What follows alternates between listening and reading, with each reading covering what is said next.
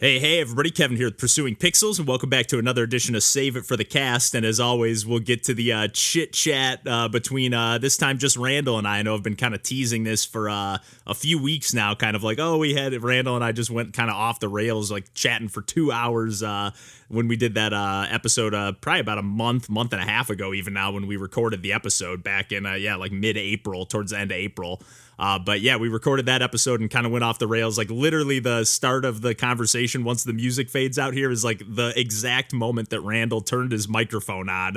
And there's probably even more that I might end up pulling from this. Like Randall and I just went off the rails, just not off the rails, kind of stayed on the rails talking about a bunch of video game stuff. Although we do talk about some like UFO action, and I've been watching all these like UFO documentaries and stuff about ancient civilizations. Well, we'll get into it on the Save It for the Cast portion of the episode. But I did want to start off by just saying, like, I know I've been also talking about the Pursuing Pixels James Jam Game Gam quite a bit on these Save It for the Cast episodes, and it finally came to a close. I shouldn't say finally, because it was an absolute blast. It was basically 2 weeks of nonstop indie game action.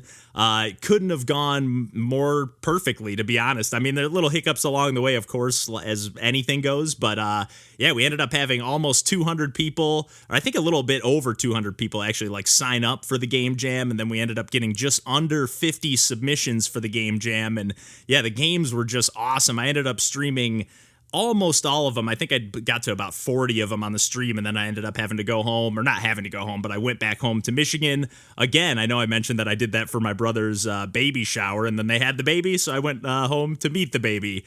And yeah, I had a good time visiting with some family, and just kind of a super low-key trip. Went kayaking with my mom around a small little lake. It was a good getaway from Chicago for sure. But I haven't really had a ton of time to do much gaming other than the Game Jam stuff. Like, I got back, I'm really excited that quite a few of the games from the Game Jam, and we'll be talking about some of these games for a while, I'm sure, because John and I are going to dig into a few of them on upcoming episodes of the podcast, and I'm sure I'll be chipping away at a few of these, but it's nice to see that some of these, just to mention a few off the cuff, are getting some post-Jam updates. One of our favorites was Jetbox, which to me almost reminds me of like picking up jacks in a way. Like you're basically controlling this box, this Jetbox, on a single screen, where like every time you collect all the individual, it's like a 2D side-on view, and you basically have like a little jet booster that you're basically like, if you don't press anything, you're just like falling down, and then you just use like the arrow keys or WASD to move.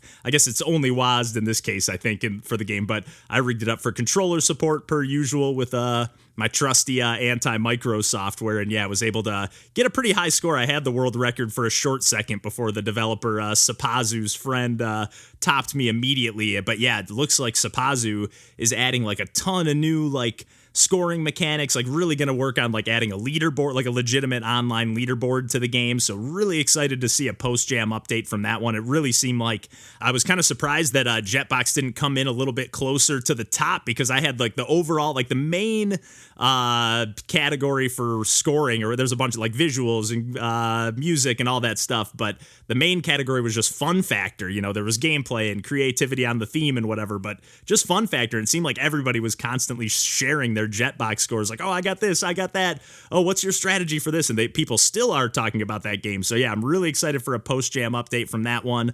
Also, it looks like we're going to get a post-Jam update from City Limits. The developer of the game Cavity Busters developed this one, and it's kind of like, the best way to describe it, to me, it almost reminds me, like, color palette-wise, it kind of has like a little bit of a townscaper feel, although it's more of like a pixel art vibe, but it's kind of like a little miniature puzzle, like city builder game, but more an emphasis on the puzzle, but almost plays a little bit like Minesweeper. Like there's like these like corrupted tiles that will start spawning and like growing more corrupted over time and seeping over to other areas, but you can like create combos. Like if you create like two certain buildings in a vertical line, then they'll spawn another building off of that, or there's just a bunch of different combos you can do that'll show you on the right-hand side of the screen. So it's like a really kind of really chill as far as the gameplay goes. There's like no pressure on, it's more of like a turn-based style. You can kind of take your time.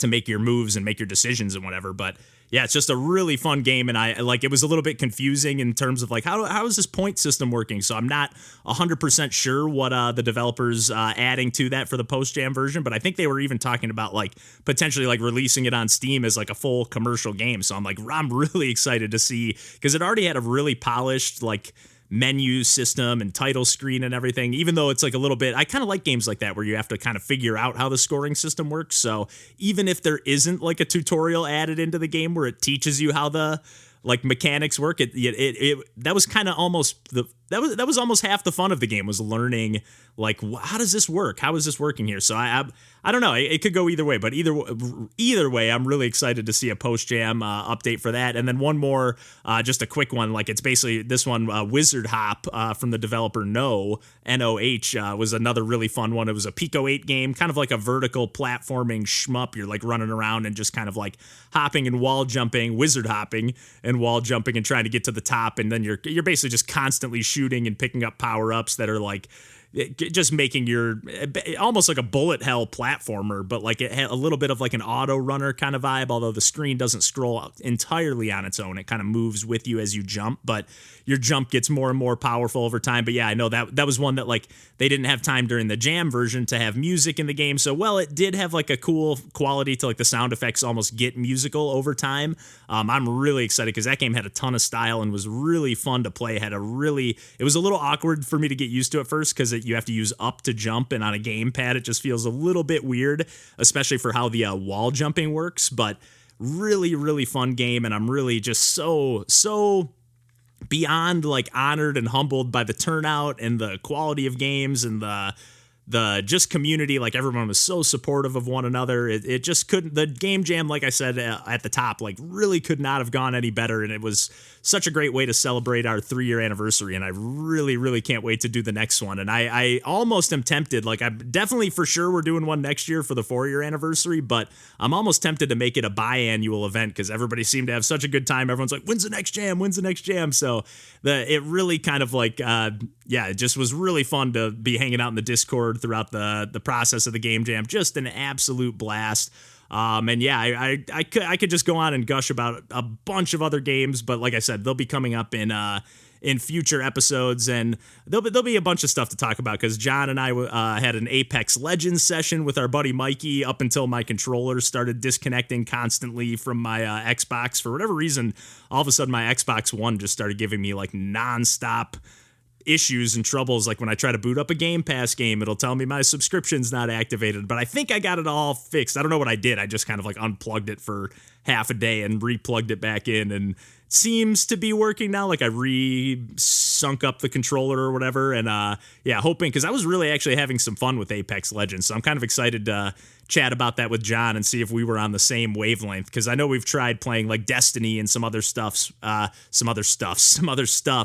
with our buddy Mikey before, and I'm always kind of, or even like Diablo, and I'm always just kind of like, this is kind of boring. But for whatever reason, Apex was speaking my language. And then once I did get the controller working finally with the Xbox again, I played a little bit of Floppy Knights, which is a really cool deck building tactics strategy game. I've only made it to about the end of the first chapter. I haven't even finished the end of the first chapter, first like zone world or whatever you want to call it, but I'm really enjoying it so far, and it works really, really well with a gamepad. I was a little bit nervous, like whenever I see like a grid-based game, and a lot of the clips I've seen, you can just clearly see there's like a cursor on the screen, like grabbing cards and dragging them around on the screen, because you're kind of like using your cards. Even for movement, you have to like pick a card that enables you to move and then play that card on one of your characters or one of your teammates or whatever, and have them move around or have them attack. And there's just a lot of interplay between the deck building and the cards and whatnot and the actual like strategy layer. I don't know why I wasn't expecting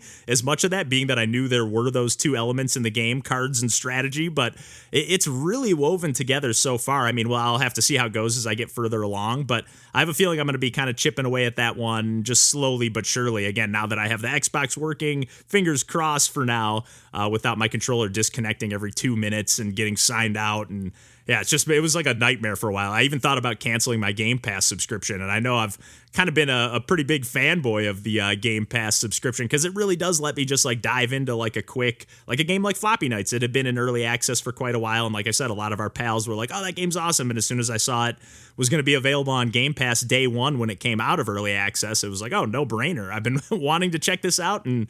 Might as well. Now's the time. So yeah, that's really my main attraction to Game Pass is just being able to jump in and try something that I'm not 100% sure if it's up my alley or whatever, But yeah, I think I've done enough rambling at this point, and I think I could wrap things up there for the intro a little bit and kick things over to Randall and I, where we're chatting about all sorts of stuff, whether it's Kirby, like I was talking about, Get Up Kids, pyramids, Easter Island. We're all over the place, but there's plenty of gaming talk coming up, and we'll get to that in just a sec. But we'll catch you next week, and until then, take care.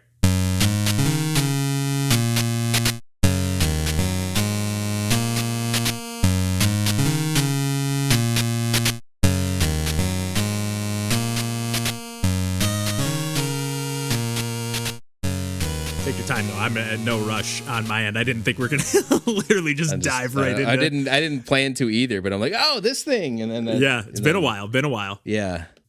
So yeah, like this guy that made Witch and Whiz also developed From Below, which is like a spin on Tetris, still an actual NES ROM, but a homebrew, like a new modern game or whatever. Yeah, it's nice anyway because like the original version of Tetris on NES didn't have like 2-player mode or like any real frills. Like you could easily argue that the Game Boy version of Tetris was better than the original NES version of Tetris.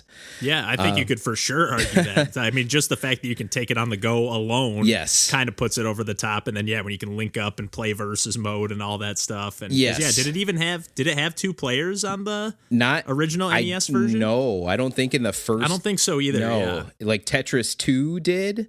But then, like, Tetris 2 had if I remember correctly, had, like, a little bit of a different aesthetic.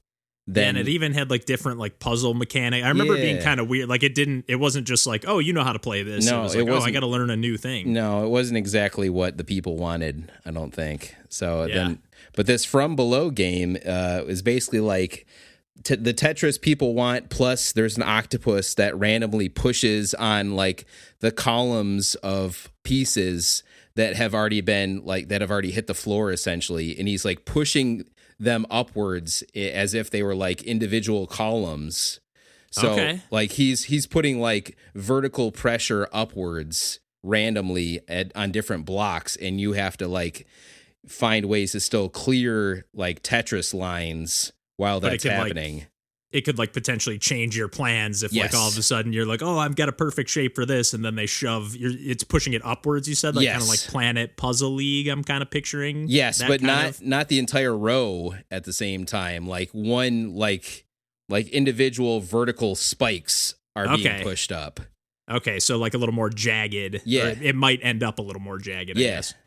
Nice. Yeah. That sounds cool, man. So I actually because I started following him on Itch.io from the demo, and I think it was part of a game jam too. Maybe I found it that way too. Yeah. Then he was like, "Hey, releasing these final like 100 NES cartridge copies." I'm like, "Yeah."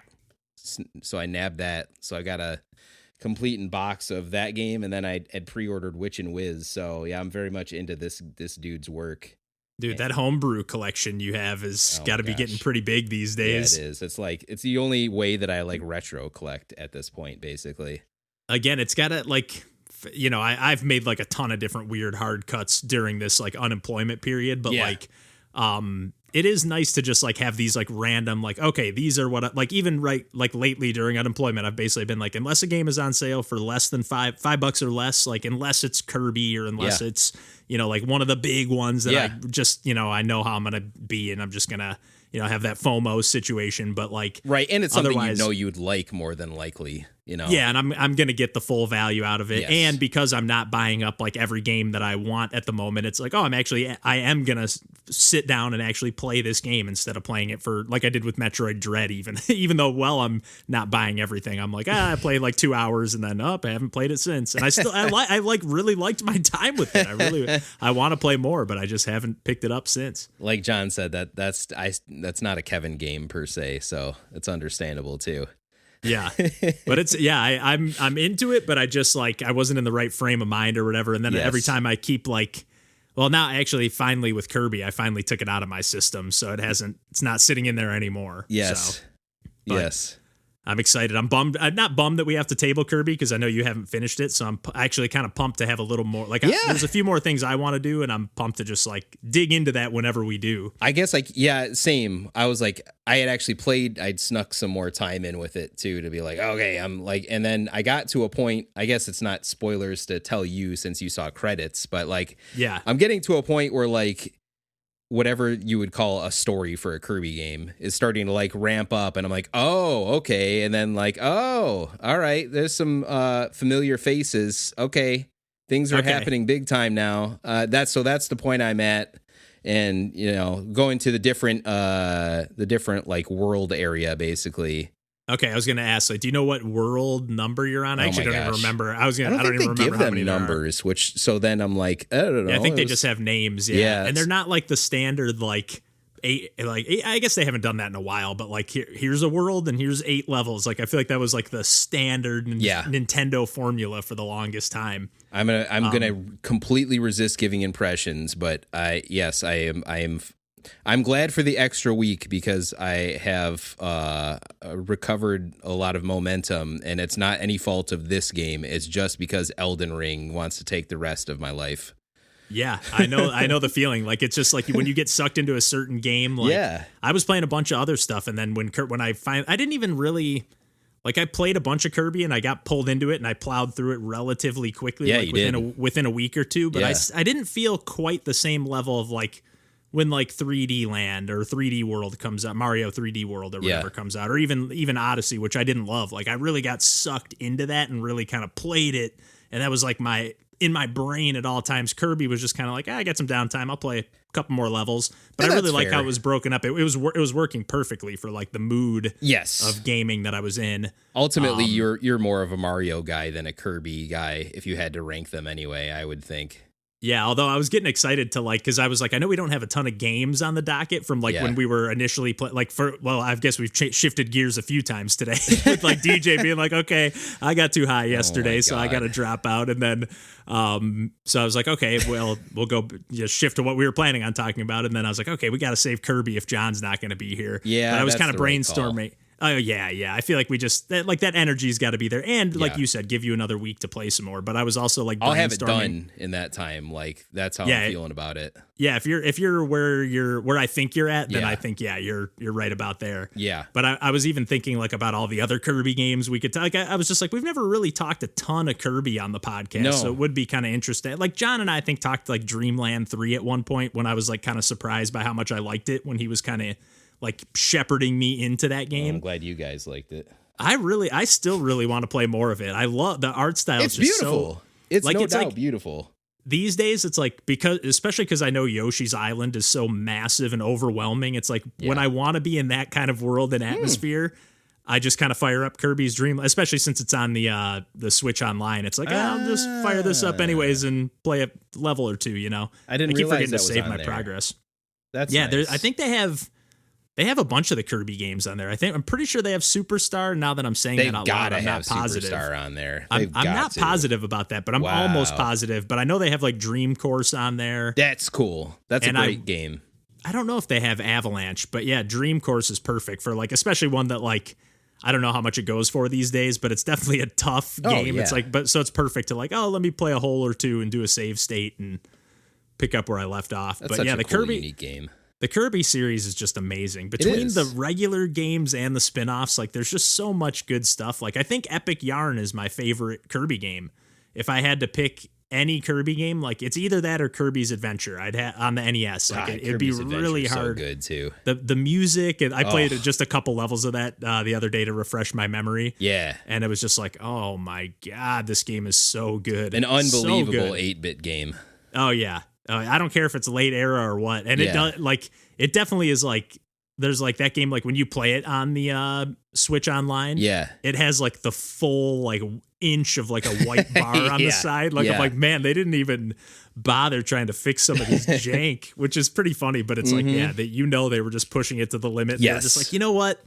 It just looks so freaking good. Just who cares? Even if maybe they had to just make the resolution like a little bit smaller to make that game look so good or something. Probably. It's a pretty significant bar on the left side of the screen there. Yeah, I mean, they had to do special tricks just to get the NES to scroll smoothly in the first place, just because that's not what the hardware was initially designed to do, you know?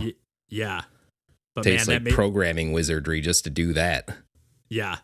I played just for, I don't even think I beat a whole level, but even just like I did beat a level because like I did, when you get to that overworld music, when you get to like the hub of like the area and you like stab the flag into the ground and it kind of blows up into you see a little more of the world and then like it plays that little like kind of twinkly like beep, beep, beep, beep. Oh yeah. Beep, beep, beep, yeah. Beep, however it goes. It's like such a great ditty. Like, that game truly feels like an adventure. Like, I mean, I know it's just literally the name of the game, but it does. It just really feels like a grand. And I've never 100%ed that game. I've only made it to like 97. There's like one secret door that I have never found, and I think I even have seen it. Like I know where it is, but I just can't figure out how to get around the walls or however I need to get to that area. I know I like beat my head against the wall. Oh yeah, for a while against it. The amount of polish and presentation in that game is just unbelievable too. It's like all you're saying, planting the flag, the power-ups, the music is unbelievable. And even it's so vibrant. I sometimes forget about that final battle, not to be like spoilery, but hey, you've made it to the end of that game, yeah? Boy, there's a lot of those sort of games in that era that like I played a lot of, like Kirby and the original Legend of Zelda, and Zelda 2 for that matter. Yeah.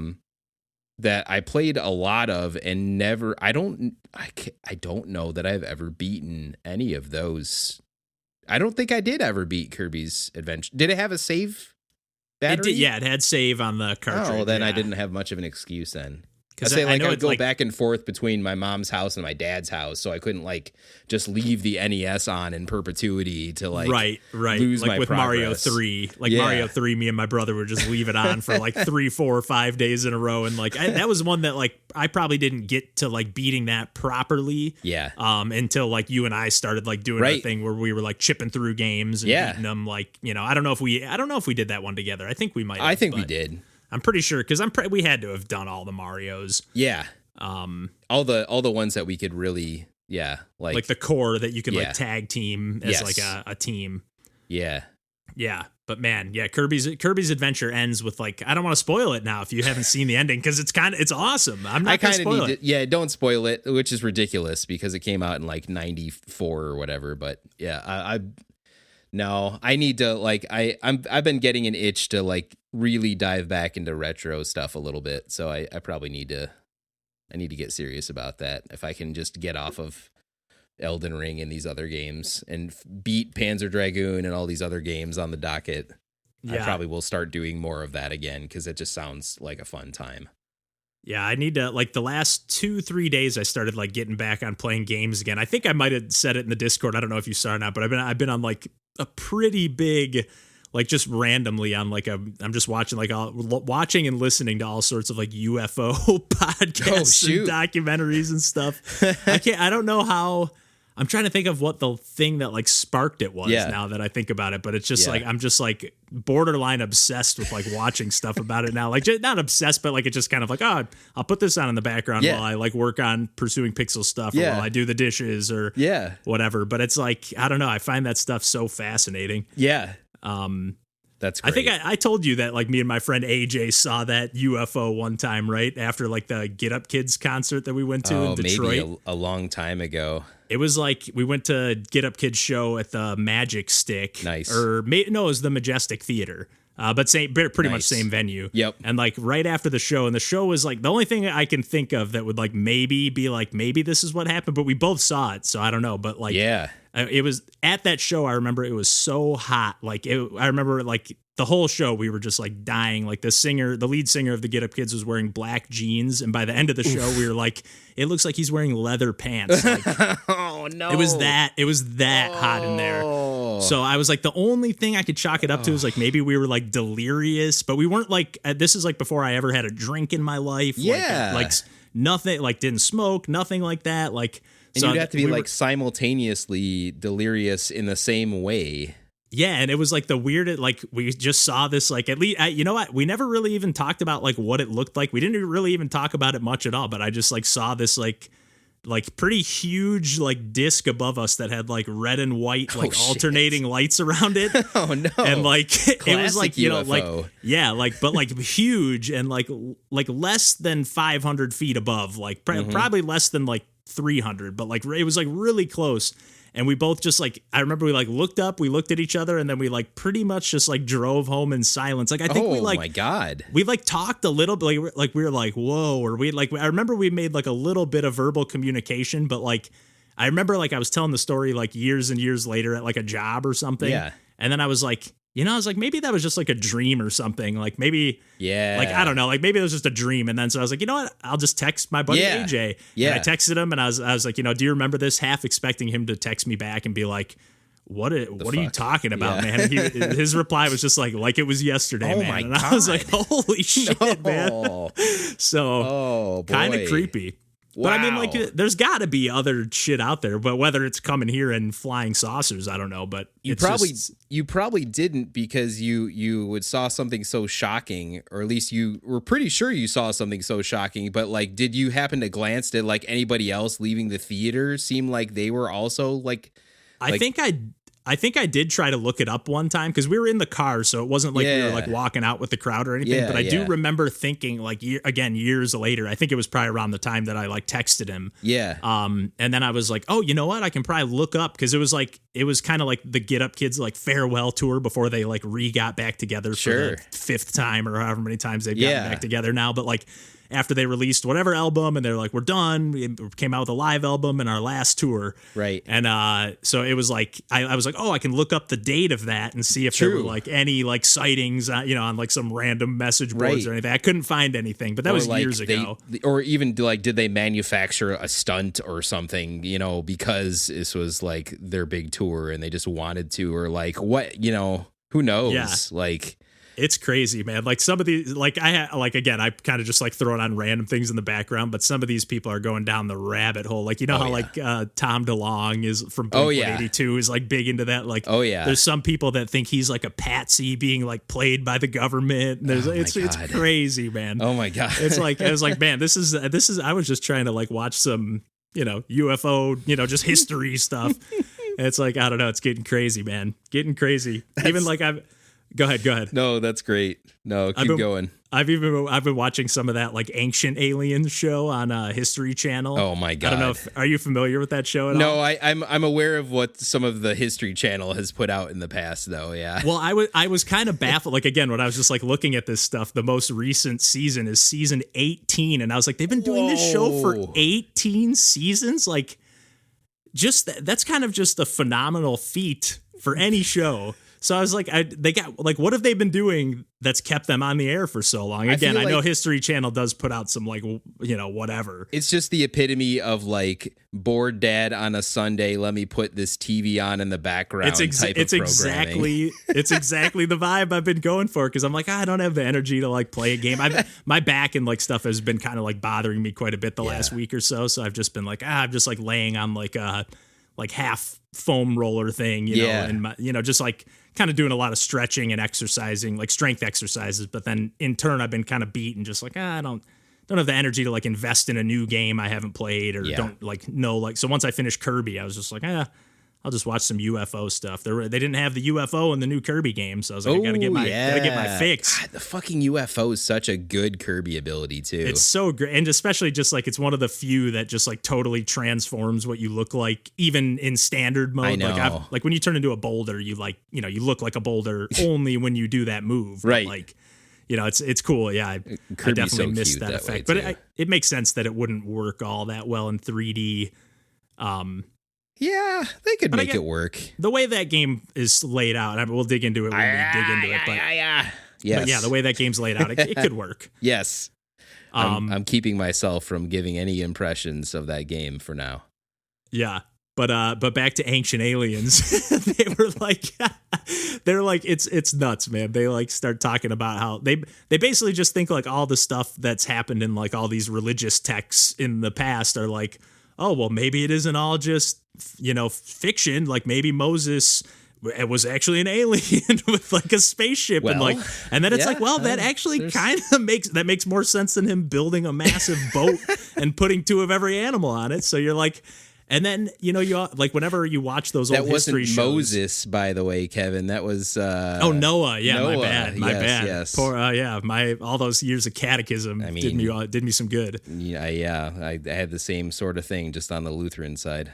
Yeah, but that Moses was another one though. They're like, oh, he was definitely an alien. Like he went up and parted the seas, right? Or that's I think what so. They say, yeah, I think so. And they talk about like the Ark of the Covenant and like all this crazy stuff. Like apparently, like when the walls of Jericho, to bring some wrestling into this, when the walls of Jericho came down, they talk about like how with the Ark of the Covenant, like they marched around the city 6 times in a row, like and on 6 times or 6 days in a row, one time 6 days in a row. And then on the 7th day, they did it again and they blew these horns that were like, they're speculating that it was like tuned to the perfect frequency and there was some kind of like resonant harmony or like harmonance resonator inside the Ark of the Covenant that like broke these walls down. And then they're speculating that like that's how they like levitated the stones to build the pyramids. It's fucking crazy, man. I went down a rabbit hole and it's like it's definitely out there, but at the same time it's like, well, whenever you watch the like shows like that are actually just about the history of it, they're like, man, they really don't know how these people move it would have taken 8 generations to build this pyramid. Yeah. So it's like, how did they do it? And they just go, well, we don't know. And it's like, well, these people are at least putting some theories out there. The correct answer is unfortunately probably 8 generations of slaves and a lot of death. Yeah. But yeah, maybe this is just the more optimistic looking at it like, oh, they just got this technology. But it does like this guy did this like, again, they go like way in depth. They're like, oh, these like air shafts in the Great Pyramid they're like what people think are air shafts are actually tubes that they can dump like zinc and hydrochloric acid down. And then my God, they're like, there's this like area that has like a water pump underneath it. And they're like, it generates a magnetic pulse with the water and the earth. And it can like holy moly shoot these beams out at like Sirius, the star system, like shooting out the Earth's magnetic energy. And it's like perfectly aligned with the star systems. It's crazy, man. But it's like, again, obviously they're framing it to make sense to the arguments they want to make. But it's like some of the stuff is ridiculous. They're like, look at the Mayan calendar looks just like the Hadron Collider, and it's like, okay, get the hell out of here, dude. Like that. Some of that stuff is ridiculous, but then some of the other stuff, you're like, hey, this is just as good of an argument as any other effort. I mean, just like exploring what the pyramids were all about is definitely always fascinating. It's crazy. Like I didn't like apparently just within the last 5 to 10 years, I don't know how old the episode or whatever I was watching was, but apparently they just discovered like a new chamber in the Great Pyramid that they never knew was there before. Man. Like they were just like, we just found this other like secret area. That's sweet. It's nuts, man. That thing's been there for how long? Cool. It's nuts, man. Yeah. And like those Easter Island heads. Yeah. So, like, again, so when they talk about those Easter Island heads, like apparently in like all the history books, it's like they danced across the island or they marched across the islands themselves. And like, then it's like, oh, maybe that levitation theory they have about like resonance. Cause you've seen that stuff where like a bridge will collapse cause it's like the perfect resonant frequency and it just starts like wobbling like crazy. Have you ever seen that? No. Like there's a few like pretty famous like bridge collapses in history that are like we did have one out here, Galloping Gertie they called it, one of our Narrows bridges over here in the kind of greater Tacoma area did collapse. They blame it on, then the folklore is more about like giant octopuses that live amongst it and blow it sort of thing. See, maybe those are aliens, man. That's what they would say on the show. They'd be like, well, maybe the alien or the octopus were actually ocean sea-dwelling aliens. There's this one guy that's super annoying. Just like he ends like his phrasing the same exact way every time. He's like, and maybe it was some kind of extraterrestrial technology. It's just like, okay, dude, everything in history is not extraterrestrial. He just like he always does this like pause where he's like, and fill in the blank. It's like I guess I get it if if your whole show is about proving the same point in a million different ways. I guess you're gonna try to think of different ways to say it, but like, oh man. Yeah. Too funny, but I've obviously been having a ball with that. And kind of it's intriguing. Like it actually I ended up like I put it on initially just thinking like this is going to be ridiculous. And then I'm like some of this stuff I don't know, man. Yeah. Yeah, the whole with our modern political world, the whole conspiracy theory aspect of things gives me super heebie-jeebies to say the least, if not full out fear. It's very unfortunate because a lot of the UFO stuff is like when you can immediately tell, but you're like, oh, this is like really right wing people because they're going like nuts on the conspiracy stuff. The QAnon stuff is, I'm sure, not too many steps away, or at least some of those people are probably not too many steps away from some of that stuff, unfortunately. Yeah, it's a sad state of affairs. Yes, it's unfortunately the state of affairs that we live in, I guess. Oh boy, oh boy. But how's life been otherwise? You sipping on anything, drinking anything? Or? Yeah, I'm drinking Space Dust IPA.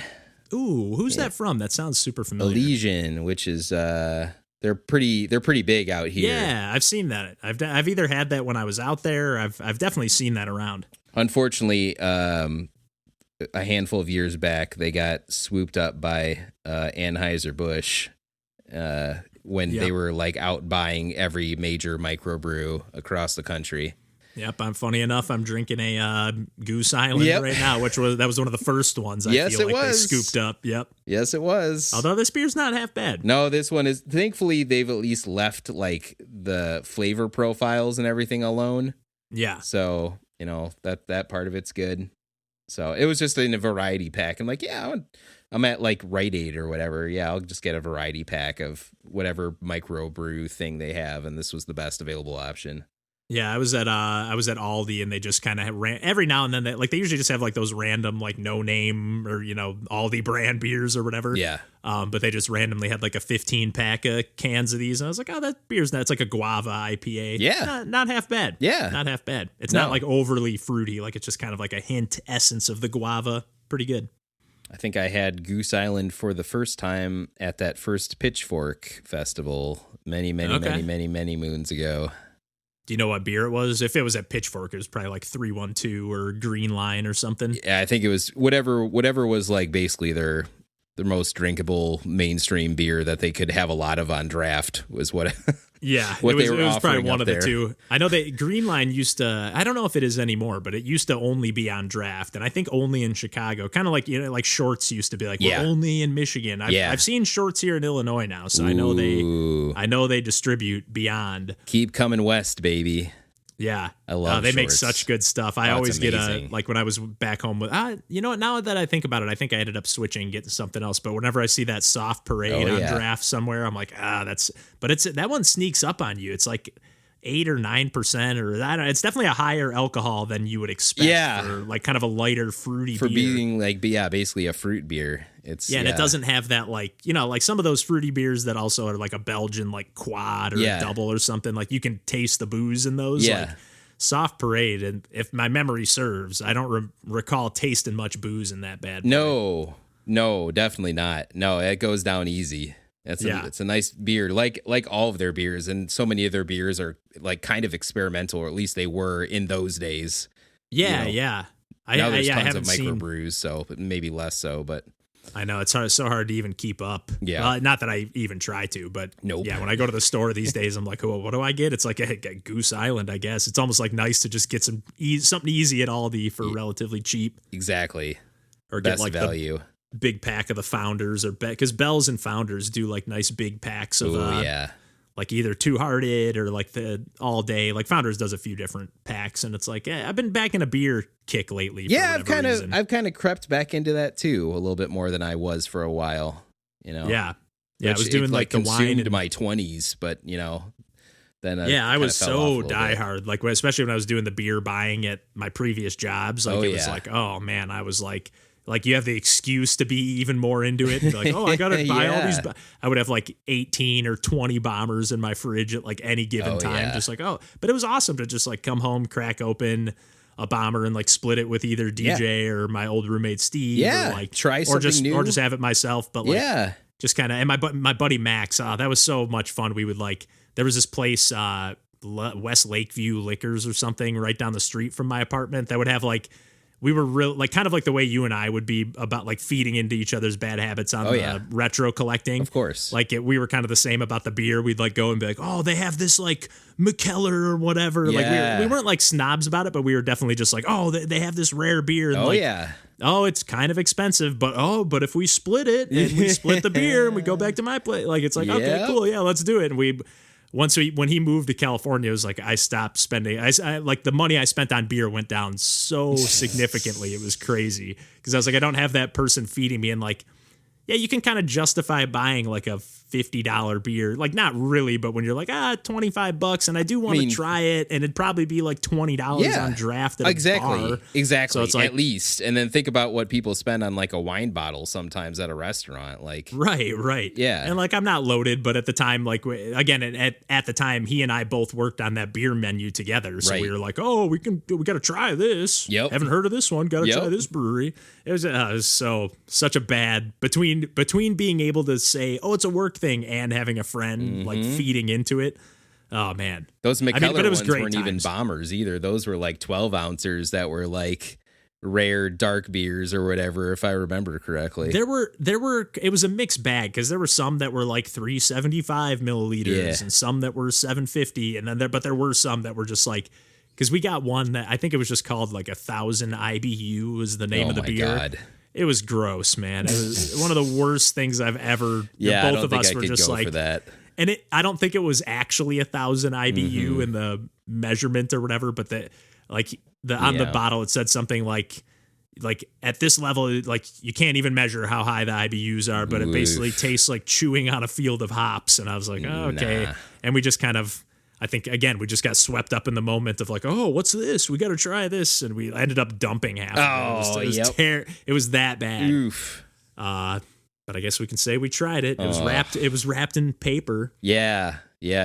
Such a sucker for that packaging. Every time, give me a little slip case on the Blu-ray or on the video game. Like, is that what those are called? Slip cases? Yeah. I don't know why when I said that, it was like, that didn't sound right. Yep. Or a wax seal on like a bomber for a aged beer or something. Yeah. Yep. And especially when they do it, when you can see like, oh, that's not going to be hard to get off. Like I can see where I can peel it or whatever. Yeah. Such a sucker, man. Or it comes in a cool box or some kind of. I have also saved a lot of money by not drinking as much beer in my 30s as I did in my 20s.